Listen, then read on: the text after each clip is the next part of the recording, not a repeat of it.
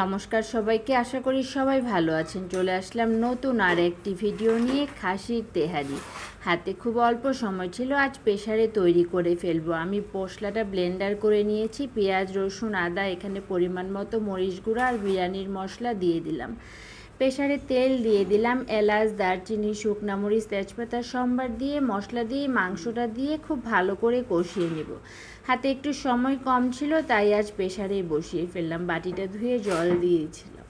5-6টা city যখন দিল, মোটামুটি আমার মাংসটা মনে হয় কষানো হয়ে গেছে। আমি সিটিটা থেকে তাড়াতাড়ি ভাপ বের করে দেখে নিলাম মাংসটা কষানো হয়ে গেছে। আমি গাজর আর পোলাওয়ের চালটা ধুয়ে রেখেছিলাম, সেই সময় আমি দিয়ে দিলাম। পানিটা ঝরিয়ে রেখেছিলাম অনেকক্ষণ আগে, সব কিছু চাল দিয়ে দিলাম। আমি আজ বেশি তৈরি করছি না, আধা কেজি, শুধু বাচ্চাদের জন্যই তৈরি করছি।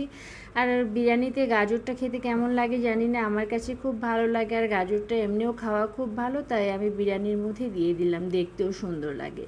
ভালো করে নেড়ে চেড়ে নিলাম। আর আমি জলটা গরম করে মেপে রেখেছি। চালটা একটু বেশি করে ভেজে নিলে পোলাওটা ঝরঝরে হয়। আমি এখানে 3.5 পট জল দিয়েছি, 2 কাপ চাল নিয়েছিলাম, কারণ প্রেসারে তো আমার জলটা কম লাগবে।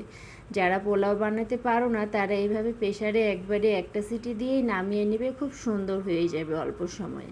একটা সিটি দিয়ে দিয়েছে, এখন প্রেসারে যদি আমি রাখি ভাপ দিয়ে, তাহলে পোলাওটা নরম হয়ে যাবে। আমি খুব তাড়াতাড়ি গ্যাসটা বের করে দিলাম, আর পোলাওটা তৈরি হয়ে গেছে। দেখতেও খুব সুন্দর লাগছে, আর খুব সুন্দর একটা গন্ধ বের হচ্ছে। হাতে সময় না থাকলে আপনারা ওইভাবে তৈরি করে ফেলতে পারেন। আমি কিছুটা কাঁচামরিচ দিয়ে বিরিয়ানিটা বের করে ফেললাম, একটু লেবু দিয়ে সাজিয়ে নিলাম, দেখতেও খুব সুন্দর লাগে। আমার ভিডিওটি ভালো লাগলে লাইক কমেন্ট শেয়ার করে পাশে থাকবেন।